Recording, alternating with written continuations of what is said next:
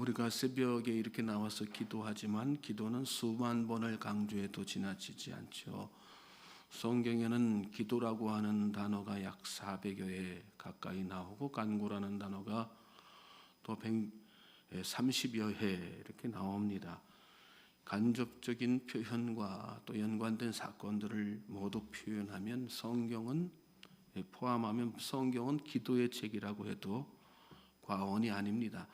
예수님도 기도하셨고 믿음의 사람들은 모두 기도의 사람들이었습니다. 그만큼 기도가 중요하고 신앙인에게 꼭 필요하기 때문에 성경이 기도를 강조하는 것이고, 그렇게 필요함에도 불구하고 여전히 기도 생활에 안일한 마음 가지고 소홀히 하는 사람들이 있기 때문에 또 강조하는 것입니다. 하나님은 기도의 사람에게 영감도 주시고 지혜도 또 능력도 주십니다. 9절 10절 말씀 보십시오. 여러 날이 걸려 금식하는 절기가 이미 지났으므로 항해하기가 위태한지라 바울이 그들을 권하여 말하되, 여러분이여 내가 보니 이번 항해가 화물과 배만 아니라 우리 생명에도 타격과 많은 손해를 끼치리라 하되. 여기 나오는 금식하는 절기는 유대인들의 절기 중에 대속죄일을 말하는 것입니다. 유대인들은 이날에 하루 종일 금식하면서 기도했습니다. 당연히 바울도 금식하면서 기도하는 그런 시간을 가졌을 것입니다. 그러는 중에 하나님께서 마음에 영감을 주셨어요. 지금 항의하면 위태할 수 있다 깨닫게 해주신 것입니다. 또 바울은 그동안에 선교 여행하면서 여러 번 난파했던 경험들이 있었기 때문에 하나님께서 주신 감동 중에 그런 어떤 경험들을 바탕으로 해서 위험을 감지한 것입니다.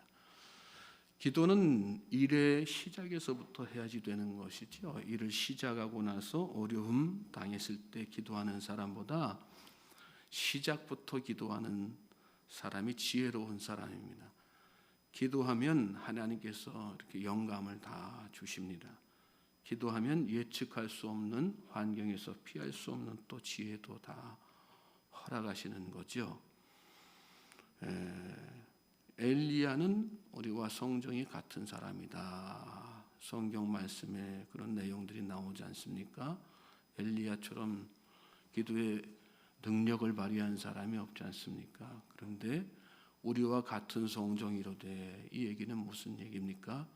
기도하면 저도 여러분도 엘리야처럼 그렇게 능력이 사람이 될 수 있고 하나님과 교통하는 중에 영감의 사람이 다 될 수 있다는 것을 말씀하는 것입니다. 그러므로 저는 저와 여러분이 늘 이렇게 새벽 기도 하시는 것처럼 하루의 시작에서 또 매일의 시작에서부터 늘 기도하며 하나님의 지혜와 영감을 확신하며 사실 수 있게 되길 주님의 이름으로 소망하고 축복합니다. 고린도전서 10장 13절에 보면, 사람이 감당할 시험 밖에는 너희가 당한 것이 없나니 오직 하나님은 미보사 너희가 감당하지 못할 시험 당함을 허락지 아니하시고 시험 당할 즈음에 또한 피할 길을 내사 너희로 능히 감당하게 하시느니라 말씀했어요. 또 잠언 16장 9절에는 사람이 마음으로 자기의 길을 계획할지라도 그 걸음을 인도하시는 이는 여호와시니라, 이런 말씀도 나오죠. 나 혼자 계획하면 내 경험과 지식에만 의존해야지 되지만 하나님께 기도하면 거기에 하나님의 지혜와 영감이 더해지는 것입니다. 경험과 지식은 내가 사용하면 내 능력의 한계를 벗어날 수 없습니다. 그러나 하나님께서 사용하시면 능력의 한계치를 벗어나게 되어 있는 것입니다. 기도를 그래서 능력이라고 하는 것입니다. 미국 사람들이 가장 존경하는 대통령이 아브라함 링컨이죠. 링컨 대통령이 왜 그렇게 존경받는 대통령이 되고 미국 역사에 그렇게 뛰어난 대통령이 되었는가? 그는 백악관을 기도실로 만든 대통령입니다. 기도실로 만들고 열심히 기도했어요. 또 백악관만 기도실로 만든 것이 아니라 전쟁 중에 있을 때는 전쟁터 막사에다가 기도실을 만들었고, 가정에 있을 때에는 자신의 서재를 기도실로 만들어서 기도했습니다. 링컨은 기도는 언제나 나를 따라왔으며 평생 나를 붙잡아 왔다라는 그런 명언을 남겼습니다. 저는 저와 여러분에게도 기도가 따라다니길 바랍니다. 하나님의 놀라우신 은총이 더해지실 것입니다. 평생 동안 기도가 여러분을 붙잡히고 기도에 붙잡힌 믿음의 사람들이 될 수 있기를 주님의 이름으로 소망하고 축복합니다. 그럴 때 우리가 하나님의 손에 붙잡히는 인생이 되는 것이고, 하나님의 손에 붙잡힐 때 놀라운 하나님의 능력이 우리 삶 가운데 풍성하게 넘치는 것입니다. 우리가 일하면 우리가 일하고 마는 거예요. 그러나 우리가 기도하면 누가 일하시는 거예요? 하나님께서 일하시는 거예요. 믿습니까? 특별히 우리는 갈등의 상황에서 주님의 음성을 따르기 위해 기도해야지 되는 것입니다. 바울이 하나님께서 주신 영감으로 항해를 만류했어요. 그렇지만 백부장은 바울의 말을 듣지 않습니다. 11절 말씀 보십시오. 백부장이 선장과 선주의 말을 바울의 말보다 더 믿더라. 바울은 떠나면 안 됩니다. 지금 떠나면 큰일 납니다. 배뿐만 아니라 선원들의 생명도 다 위험해지고 화물도 다 버리게 될 것입니다. 재산상의 손에 다 일어날 것입니다. 그렇게 하나님께서 주신 지혜와 영감으로 권면을 했는데, 이 백부장은 누구의 말을 들어요? 선장과 선주의 말. 이 선장과 선주는 어떤 사람입니까? 배생활, 항해생활에 잔뼈가 굵은 사람들이죠. 여기는 작은 항구입니다. 우리는 더 이상 여기서 지체하면 오히려 우리에게 불리합니다. 그러니까 큰 항구, 여유 있는 항구, 우리가 베닉스로 이렇게 일단 가야지 됩니다. 우리가 전에도 다 경험해 봤는데, 지금 이 상황이면 빨리 신속하게 베닉스로 다 이동할 수 있습니다. 그렇게 바울에게 자신들의 경험을, 백부장에게 자신들의 경험을 가지고 백부장을 설득한 것입니다. 백부장은 선장과 선주가 아무래도 항해의 전문가이니까 그들의 말을 더 신뢰해서 이렇게 출발을 하게 되죠. 우리도 이런 갈등의 상황이 올 때가 있어요. 하나님의 음성을 들을 것인가, 인간의 전문적인 지식과 경험을 따를 것인가. 백부장은 믿음 있는 사람이 아니었기 때문에 바울보다는 전문가인 선장과 선주의 말을 이렇게 따랐던 것입니다. 13절에 보면 남풍이 순하게 불매 그랬습니다. 그들이 출발을 하자마자 바람이 잔잔하게 불고 하늘은 맑았습니다. 남풍은 뒤에서 불어오는 바람이에요. 그러니까 배의 속도를 빠르게 하는 그런 바람이죠. 그러니까 출발하면서 뒤에서 바람 불어와서 앞으로 다 이렇게 배가, 그때 당시에는 다 바람에 의해서 항해하는 배들이었으니까 뒤에서 이렇게 바람이 쫙 남풍이 불어오니까 얼마나 속으로 의기양양했겠어요. 거봐, 내 말 듣길 잘했지. 선장이나 선주나 백부장들이 또 바울 향해서 그런 얘기 하지 않았겠습니까? 바울이 기도 어쩌고 저쩌고 하나님의 음성 어쩌고 저쩌고 막 그렇게 떠드는데 그 말 들어봤어 봐라. 줄구장창 거기서 시간 다 허비하고 우리 여러 가지로 다 손해봤을 거야.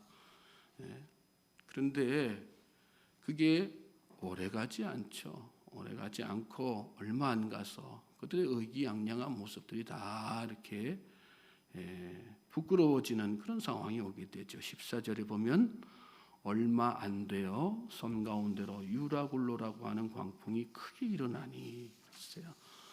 순조롭게 출발했는데 출발은 참 좋았어요. 그런데 얼마 안 돼 가지고 유라굴로, 우리나라도 한여름에 이렇게 여러 가지 태풍들이 다 이렇게 밀려오지 않습니까?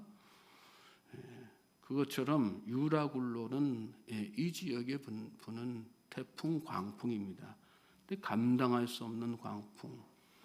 그 광풍 유라굴로가 크게 일어났다. 여기 말씀에 보면 광풍이 크게 일어나니, 그러니까 바람이 걷잡을 수 없는 태풍이 막 부니까 그 도추로 가는 배가 얼마나 버티겠어요. 그때 당시에 또 배들이 지금처럼 철로 만든 배가 아니고 다 나무로 만든 배지 않습니까? 여러 가지로 항해 기술이 지금과는 비교할 수 없는 그런 열악한 환경에 있는 배였기 때문에 더 감당할 수 없는 그런 상황이 닥쳐온 거죠. 그렇습니다. 인간의 지혜와 지식으로 기도 없이 출발한 그런 삶이란 때로는 이렇게 출발은 순조로울 수 있을지 몰라요. 그러나 감당할 수 없는 광풍에 밀려들게 되면 일엽현주처럼 아무 일도 못하고 아무런 힘도 못 쓰는 그런 상황이 도래하고 마는 것입니다. 15절부터 20절 말씀 보십시오. 배가 밀려 바람을 맞추어 갈 수 없어 가는 대로 두고 쫓겨가다가 가우다라고 하는 작은 섬 아래로 지나 간신히 거루를 잡아 끌어올리고 줄을 가지고 손채를 둘러감고 스르디스에 걸릴까 두려워하여 연장을 내리고 그냥 쫓겨가더니 우리가 풍랑으로 심히 애쓰다가 이튿날 사공들이 짐을 바다에 풀어버리고 사흘째 되는 날에 배의 기구를 그들의 손으로 내버리니라. 여러 날 동안 해도 별도 보이지 아니하고 큰 풍랑이 그대로 있음에 구원의 여망마저 없어졌더라. 결국은 이 말씀 보면 바람을 맞추어 갈 수 없어 가는 대로 쫓겨가다가 쫓겨가는 형국이 되죠. 그 다음 절에는 간신히 거루를 잡아. 이 말씀 여기 절절마다 나오는 단어들 살펴보면 이때 상황이 얼마나 긴박한 상황이고 위태한 상황인지를 우리가 다 미루어 짐작할 수 있는 그런 말씀 아니겠어요? 그 다음 절에 보면 두려워하여 연장을 내리고 그냥 쫓겨가더니 아무것도 할 수 없는 그런 상황. 그 다음 절에 또 심히 애쓰다가 마침내 어떻게 해요? 짐을 바다에 다 풀어버리죠. 재산상 물질적인 손해가 다 나는 거예요. 바울이 다 미리 경고했던 대로 사흘째 되는 날에 배의 기구를 그들의 손으로 내버리니라. 배의 기구들까지 다 내버리는. 그래서 20절 말씀 보면 여러 날 동안 그렇게 그런 상황 가운데 여러 날 동안 해도 별도 보이지 아니하고 풍랑이 어둠이 계속됐다는 얘기죠. 큰 풍랑이 그대로 있음에 구원의 여망마저 없어졌더라. 우리 이제 더 이상 살 수가 없겠구나. 여러 가지 살려고 다 짐도 내버리고 기구까지 다 이렇게 바다에다 던졌지만 더 이상 어떻게 해볼 도리가 없는 그런 상황. 기도하지 않았을 때 하나님의 인도하심이 아니라 인간의 지식과 경험을 의존했을 때 그 결과가 어떻게 되는지를 적나라하게 보여주는 그런 말씀인 것입니다.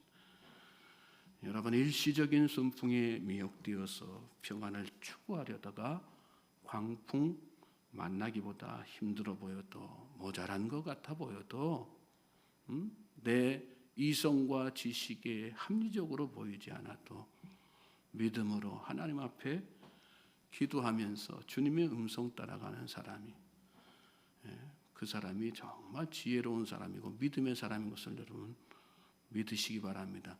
우리는 실패해도 주님은 절대로 실패하지 않으세요. 믿습니까?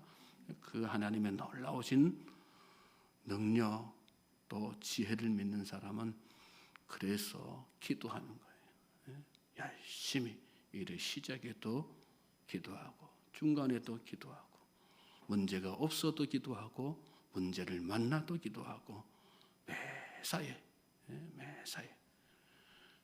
저는 오늘 새벽기도 나오셔서 이렇게 계속해서 사순절 기간 동안에 빠지지 않고 기도하시는 여러분들이 그런 믿음의 사람 것을 믿습니다. 앞으로도 또 이 하루도 이 새벽부터 이 하루를 시작하면서 이렇게 기도가 하셨으니까 오늘 하루는 내가 기도 다 했으니까 오늘 하루는 괜찮겠구나 이렇게 안심하는 것이 아니라 이렇게 출발한 이 하루도 중간중간 쉬지 말고 기도하라 말씀하셨지 않습니까?